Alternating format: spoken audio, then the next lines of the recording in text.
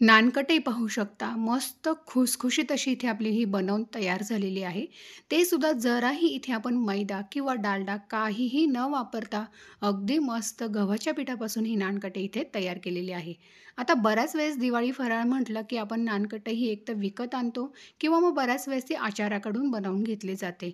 पण आज आपण अगदी साध्या आणि सोप्या पद्धतीने घरातच आप्पे पात्रामध्ये मस्त अशी खुसखुशीत ही नानकट्याची रेसिपी पाहणार आहोत. अगदी पहिल्यांदाच जरी तुम्ही ही नानकटे बनवली, तरी ती अगदी परफेक्टच बनवून तयार होईल. इतकं अचूक प्रमाण मी तुमच्यासोबत आज या व्हिडिओमध्ये शेअर केलेलं आहे. त्यामुळे व्हिडिओ कुठेही स्किप न करता शेवटपर्यंत नक्की पहा.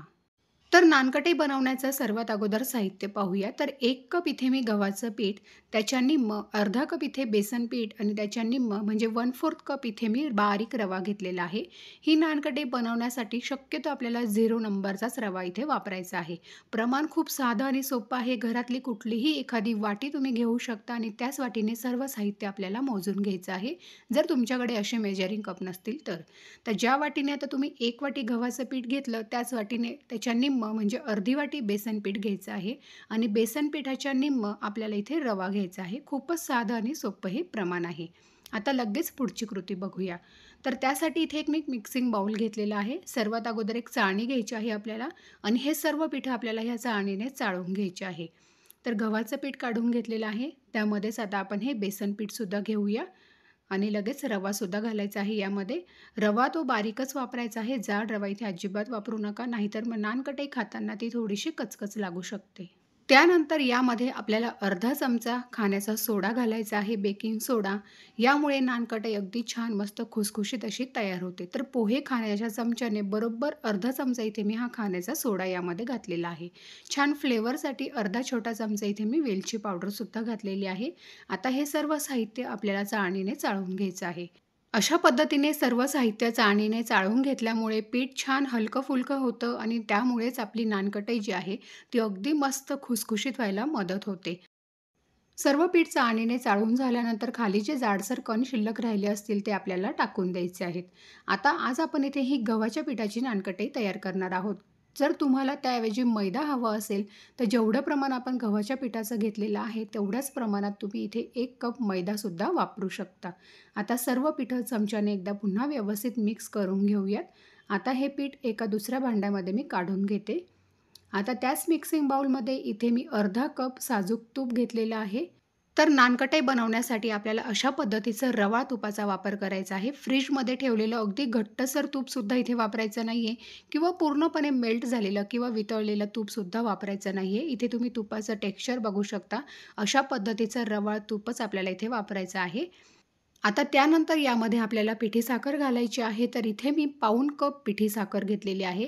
हे अगदी परफेक्ट प्रमाण आहे. पण जर तुम्हाला थोडी जास्त गोड नानकटे हवी असेल, तर तुम्ही 1 कप इथे पिठी साखर वापरू शकता. पण दिलेल्या प्रमाणात अगदी छान व्यवस्थित अशी गोड ही नानकटे बनवून तयार होते. आता हे जे तूप आणि पिठी साखर आहे, ही आपल्याला अगदी एकाच डिरेक्शनमध्ये साधारण 2 ते 3 मिनिटांसाठी आपल्याला ही फेटून घ्यायची आहे. जोपर्यंत हे मिश्रण छान हलकं-फुलकं होत नाही आणि थोडंसं फ्लफी होत नाही, तोपर्यंत आपल्याला याला फेटून घ्यायचं आहे. तर इथे मी विस्कर घेतलेला आहे. तुमच्याकडे जर बीटर असेल, तर तुम्ही बीटरच्या मदतीने सुद्धा याला फेटून घेऊ शकता किंवा मग अशा पद्धतीने विस्कर सर्वांच्याच घरी असतं, त्याच्या मदतीने तुम्ही याला छान व्यवस्थित असं फेटून घेऊ शकता. फक्त 2-1च मिनिटं लागतात. 2 मिनिटातच तुम्ही इथे बघू शकता हे मिश्रण जे आहे, थोडंसं रंग त्याचा फिका झालेला आहे आणि छान ते फ्लफी किंवा हलकं-फुलकं झालेलं आहे. आता हे कसं ओळखायचं छान असं फेटून झालेलं आहे की नाही, ते चेक करण्यासाठी एका छोट्या वाटीमध्ये इथे मी थोडंसं पाणी घेतलेलं आहे. तर ह्या पाण्यामध्ये आपल्याला ह्या मिश्रणाचे 1 ते 2 थेंब टाकून बघायचे आहेत आणि ते लगेच वरती पाण्यावर तरंगतायत. तुम्ही बघू शकता म्हणजे मिश्रण आपलं अगदी छान व्यवस्थित असं फेटलेलं आहे आणि ते हलकंसुद्धा झालेलं आहे. आपली जी नानकटाई आहे ती अगदी मस्त हलकी, छान खुसखुशीत होण्यासाठी ही स्टेपसुद्धा तेवढीच महत्त्वाची आहे. आता त्यानंतर आपण जे पीठ व्यवस्थित चाळणीने चाळून घेतलेलं होतं, ते सर्व पीठ आपल्याला यामध्ये घालायचं आहे आणि अगदी हलक्या हाताने आपल्याला ह्याला व्यवस्थित असं मिक्स करून घ्यायचं आहे. तर अशा पद्धतीने आपल्याला स्पॅच्युलाच्या मदतीने हे जे पीठ आहे, ते अगदी हलक्या हाताने त्यामध्ये फक्त मिक्स करायचं आहे. आपण जसं कणिक वगैरे मळतो, सेम त्या पद्धतीने आपल्याला अजिबात इथे मळायचं वगैरे नाही आहे. अगदी हलक्या हाताने आपल्याला ते फक्त मिक्स करत जायचं आहे. मी व्हिडिओमध्ये दाखवते त्याप्रमाणे. तुम्ही एखादा चमचा वगैरे घेऊ शकता आणि चमच्याने याला सुरुवातीला थोडंसं मिक्स करून घ्यायचं आहे, अशा पद्धतीने. आता हे जे मिश्रण आहे ते व्यवस्थित असं आपण मिक्स करून घेणार आहोत. आता दिलेलं प्रमाण हे अगदी परफेक्ट आहे. पण जर तुम्हाला असं वाटलं, की तुमचं मिश्रण जे आहे त्याचा व्यवस्थित असा गोळा तयार होत नाहीये, तर तुम्ही एखादा चमचा वरून तुम्ही यामध्ये एक्स्ट्रा तूप घालू शकता. पण इथे अजिबात दुधाचा किंवा पाण्याचा आपल्याला वापर करायचा नाहीये. फक्त 1 ते 2 चमचे तूप वरून एक्स्ट्रा तुम्ही इथे वापरू शकता. आता सुरुवातीला थोडंसं चमच्याने आपण याला मिक्स करून घेतलं. त्यानंतर हाताच्या मदतीने आपण याचा एक गोळा तयार करून घेणार आहोत. पण हाताच्या मदतीने खूप जास्त आपण अगदी कणिक मळतो तसं आपल्याला ताकद लावून याला मळायचं नाहीये. फक्त हलक्या हाताने ह्या पिठाचा एक छोटासा गोळा तयार करून घ्यायचा आहे. मी व्हिडिओमध्ये दाखवते त्याप्रमाणे. तर हे बघा, अशा पद्धतीने आपण इथे हे पिठाचा एक गोळा तयार करून घेतलेला आहे. वरून आपल्याला अजिबात तूप वगैरे एक्स्ट्रा लागलेलं नाहीये. आता हे भिजत वगैरे ठेवण्याची गरज नाही. लगेच नानकटाई बनवायला घेऊया. तर अशा पद्धतीने एक खोलगट असा माझ्याकडे चमचा आहे. त्याच्या मदतीने आपण ही नानकटाई तयार करून घेऊयात. म्हणजे सर्व नानकटाई अगदी एकसारख्या अशा आपल्या तयार होतात. तर छोटासा गोळा घेतला, हातावर त्याला थोडंसं गोल करून घ्यायचं आणि थोडंसं अगदी पेढ्यासारखं त्याला थोडं दाबून घेतलं. आणि छान डिझाईनसाठी चमच्याचं जे मागचं टोक असतं त्याच्याने याला थोडीशी डिझाईन काढून घेतली. म्हणजे नानकटाई दिसायला अगदी छान दिसते. हे बघा अशा पद्धतीने. खूप जास्त प्रेस करायचं नाही आहे. गोळा बनवला की अगदी हलक्या हाताने थोडंसं याला प्रेस करून घेतलं आणि त्यानंतर नॉनस्टिकचं आप्पे पात्र घेतलेलं आहे आणि त्यामध्ये आपल्याला हे ठेवायचे आहे. तर नॉनस्टिकच्या आप्पे पात्रामध्येच आपल्याला ही नानकटाई बनवायची आहे आणि यामध्ये आपल्याला अजिबात तेल वगैरे लावण्याची काहीच गरज नाही आहे. अगदी इझिली ह्या नानकट्या निघून येतात. तर हे बघा दुसरीसुद्धा नानकटे आपली इथे बनवून तयार झालेली आहे. तर हे नॉनस्टिकचं आप्पे पात्र आहे त्यामुळे त्याला अजिबात तेल वगैरे लावण्याची गरज नाही. अगदी डायरेक्ट तुम्ही ही नानकटाई बनवून त्यामध्ये ठेवू शकता. हे नानकटाई बनवण्यासाठी इथे आपल्याला नॉनस्टिकचाच आप्पे पात्र वापरायचं आहे. जर तुमच्याकडे बिडाचं असेल तर त्यामध्ये थोडीशी नानकटाई खाली करपू शकते. तर त्यामुळे नॉनस्टिकचंच वापरा. आता आपली जी नानकटाई आहे ती अजून मस्त सुंदर दिसावी यासाठी थोडासा पिस्त्याचा इथे मी चुरा करून घेतलेला आहे. तो यावर मस्त गार्निशिंग करून घेऊया किंवा तुम्ही बदामाचे काप वगैरे सुद्धा लावू शकता तुमच्या आवडीप्रमाणे. तर इथे आपली सर्व नानकटाई बनवून तयार झालेली आहे. आता आपण लगेच ही बेक करण्यासाठी ठेवूया. तर त्यासाठी आधीच मी गॅसवर एक लोखंडी तवा गरम करायला ठेवलेला होता. तवा आपल्याला थोडा प्रीहीट करून घ्यायचा आहे आणि त्यावर डायरेक्ट आपल्याला हे नॉनस्टिकचं आप्पे पात्र ठेवायचं आहे अशा पद्धतीने. आता याच्यावर अगदी व्यवस्थित पॅक असं बसेल असं आपल्याला झाकण ठेवायचं आहे आणि अगदी मंद आचेवर 20 ते 25 मिनिटांसाठी आपल्याला ही नानकटाई बेक करून घ्यायची आहे.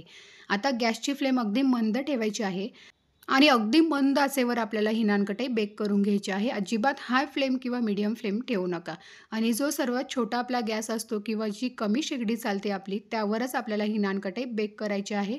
जर तुम्ही मोठ्या शेगडीवर ठेवली तर ती पटकन खालून करपू शकते. ही सुद्धा काळजी नक्कीच घ्यायची आहे. तर थोडंसं पीठ शिल्लक होतं त्याच्यासुद्धा इथे मी 5 ते 6 नानकट्या बनवून घेतलेल्या आहेत. एका छोट्या स्टीलच्या प्लेटला थोडंसं तूप लावून घेतलं खाली आणि त्यावर मी ह्या नानकट्या ठेवलेल्या आहेत अशा पद्धतीने. त्यालासुद्धा थोडंसं आपण डेकोरेट करून घेणार आहोत.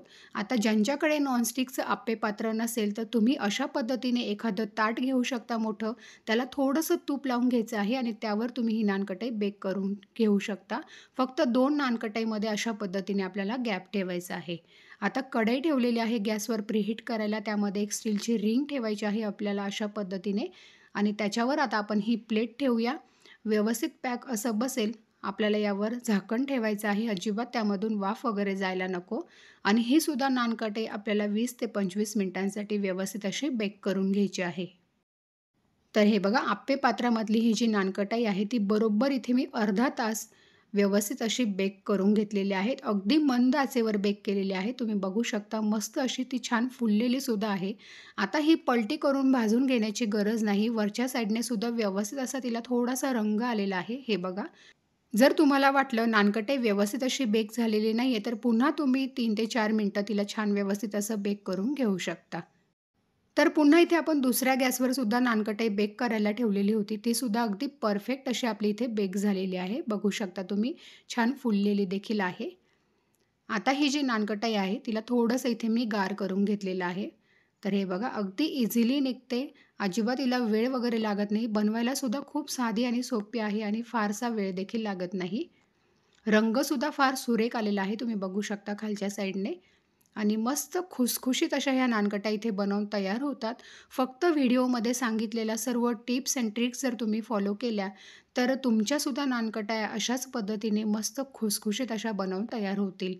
अगदी पहिल्यांदाच जरी तुम्ही ही नानकटे बनवली, तरी ती अगदी परफेक्टच बनवून तयार होईल. इतकं अचूक प्रमाण मी तुमच्यासोबत आज शेअर केलेलं आहे. तर तुम्ही सुद्धा ह्या पद्धतीने ही गव्हाच्या पिठाची नानकटे नक्की बनवून बघा. व्हिडिओ आवडल्यास लाईक करा, जास्तीत जास्त शेअर करा आणि अजूनही तुम्ही आपल्या चॅनलला सबस्क्राईब केलं नसेल, तर नक्की सबस्क्राईब करा आणि शेजारील बेल आयकॉन देखील प्रेस करा. धन्यवाद.